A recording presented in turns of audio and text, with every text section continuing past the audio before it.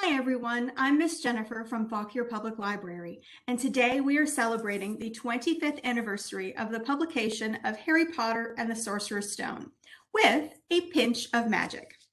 This video is just one of the ways we're celebrating, so be sure to stop by the library for Harry Potter Anniversary Week from Saturday, June 25th to Saturday, July 2nd for more fun Harry Potter activities for tweens and teens. Today, I will be showing you two recipes from the official Harry Potter baking book by Joanna Farrow, published by Scholastic Inc. There are so many magical recipes to try in this book, but today I have one sweet and one savory treat for you. Feel free to come by the library to check out this book and try making some magical treats for yourself. Just be sure to check with an adult before you start cooking. Okay, let me grab my ingredients out of my bag. Don't worry, it has an undetectable extension charm on it. And we'll take a closer look at the book together. Let's take a closer look at the official Harry Potter baking book. We have a table of contents here, which shows you all of the recipes that are included. We have a list of savory and sweet options.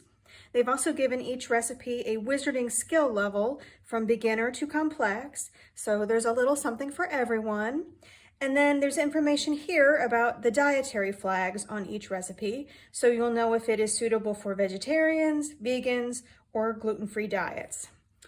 The recipes that we'll be looking at today include Whomping Willow cheese straws. We have an image of the recipe made here on the side and all of the information we need to prepare it. And then our other recipe will be Wizard's Chess Squares, again with an image of the completed recipe and everything we need to know to make it on this side. So let's get started.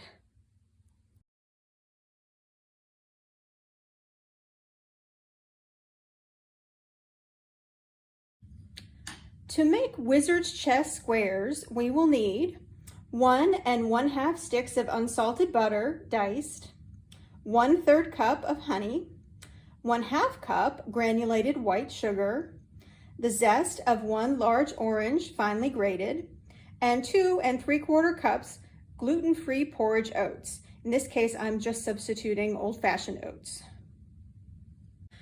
These are the ingredients we will need to make our light-colored Wizard Chess Squares. We'll mix everything together in a pot except for the oats and heat it over a stovetop until the butter melts. While we're doing this, we want to go ahead and preheat our oven to 375 degrees. Now that the butter has melted, we will pour in our oats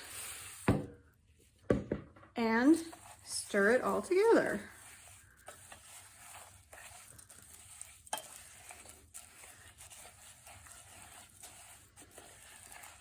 Now we pour our mixture into a 7-inch baking tin lined with parchment paper. We want to get it as level as we can so that we'll have nice square pieces to our chessboard. We need to bake this in our 375-degree oven for 20 minutes. And when it comes out, we will leave it in the pan for 10 more minutes and then take it out and cool it on a wire rack. Here are the ingredients for the dark chessboard squares. We need 1 1/2 sticks of unsalted butter, diced, 1/4 cup maple syrup, 1/2 cup granulated white sugar, 2 1/2 cups gluten-free porridge oats. Again, I'm using old-fashioned oats, 1/3 cup cocoa powder, and we're going to heat the butter, the sugar, and the maple syrup together until the butter melts. Then we'll stir in the oats and the cocoa and pour it into a tin just like we did last time. Now our mixture goes into the tin with our parchment. And again, we're going to try to level it out and get it in all of the little corners so that we have a nice square, flat chessboard.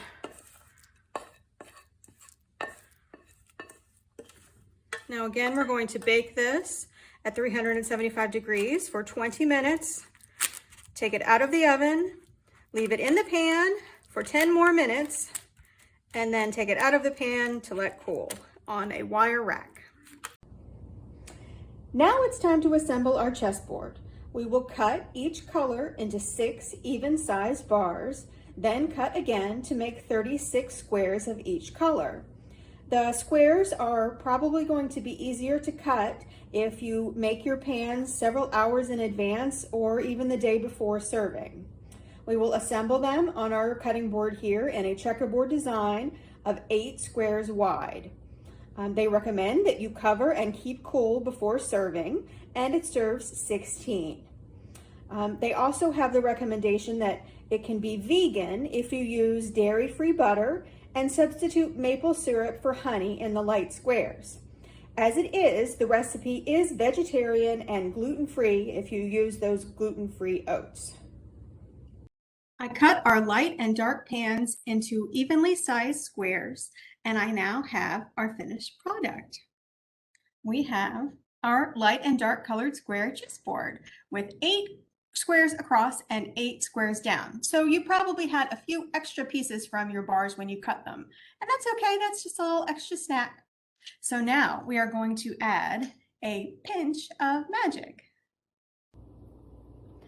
You can accessorize your board with real chess pieces, or if you have them, wizard chess pieces.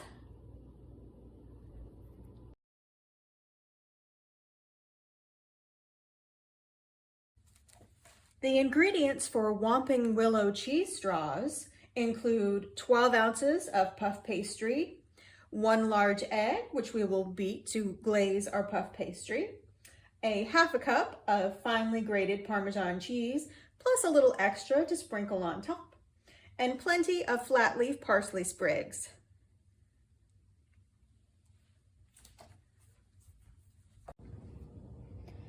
I'm starting with a 12-inch square of puff pastry that I have defrosted according to the directions on the back of the box.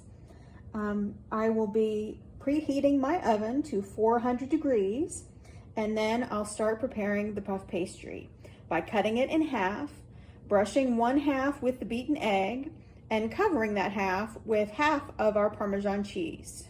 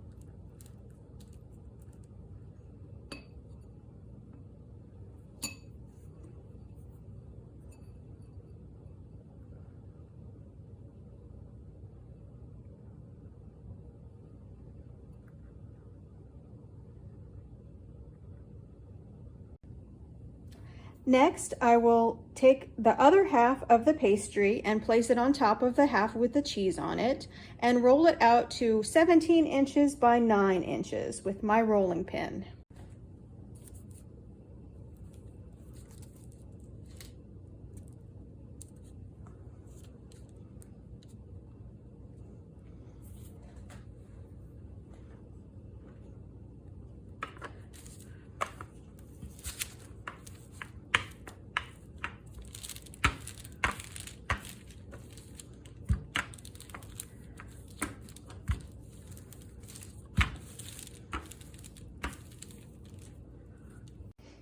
I have turned my pastry on its side and rolled it out to 17 inches by 9 inches, as you can see here on my parchment paper. Next, I will cut 8 even strips and separate them with a little bit of space in between. Now I'm pressing very gently with my knife.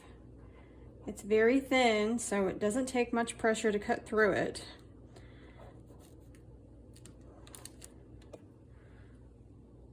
Now that I have 8 even strips of puff pastry, I'm going to brush 4 of them with more of my egg and sprinkle those with Parmesan cheese.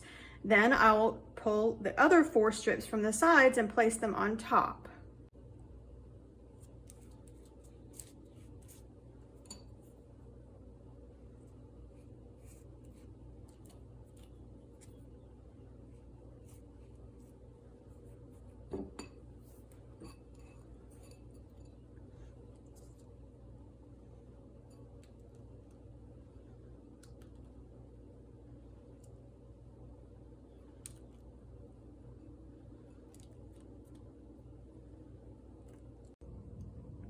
Now that I have taken 4 of the strips and rested them on top and pressed down gently with my rolling pin, I'm going to stack 2 of the strips on top of each other and twist them together.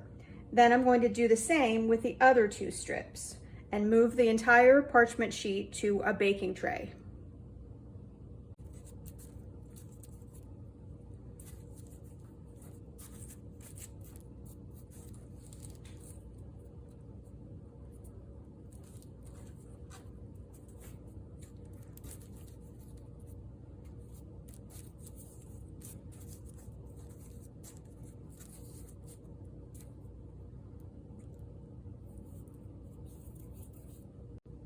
I have now placed my 2 twisted strips on a baking sheet fairly close together.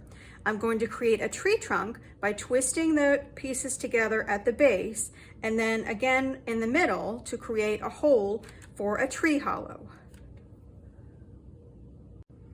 Now I'm going to make cuts in the top of the tree to create branches. It's almost like we're going to fray the ends and fan them out.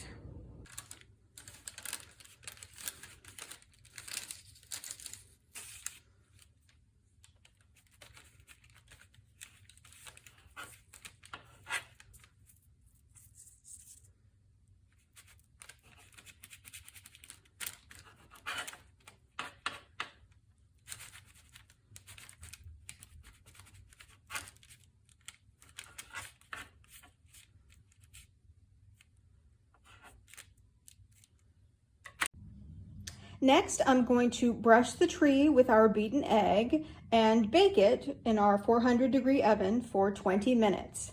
We'll pull it out after that, brush it with more egg, sprinkle it with more Parmesan cheese, and bake for another 20 to 25 minutes until it is crisp and golden. We may need to cover the branches with foil if it starts to get too brown. My Whomping Willow cheese straws are out of the oven. I did end up cutting down the cooking time a little bit. I only cooked it for 15 minutes on the second go round instead of the 20 to 25 that they recommended. I did use aluminum foil on the branches and the roots as they were starting to get a little bit dark.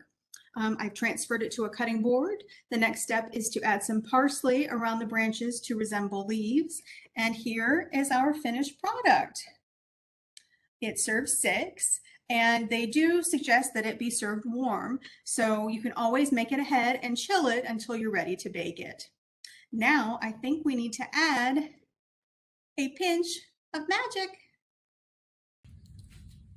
Now we can recreate one of the most memorable moments from Harry Potter and the Chamber of Secrets by landing our flying Ford Anglia right into the branches of the Whomping Willow.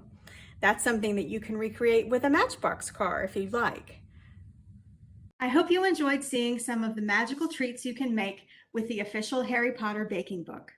We hope you will join us at the library this summer for our summer reading program, Oceans of Possibilities, and especially from June 25th to July 2nd for Harry Potter Anniversary Week. Thanks for watching. Bye-bye.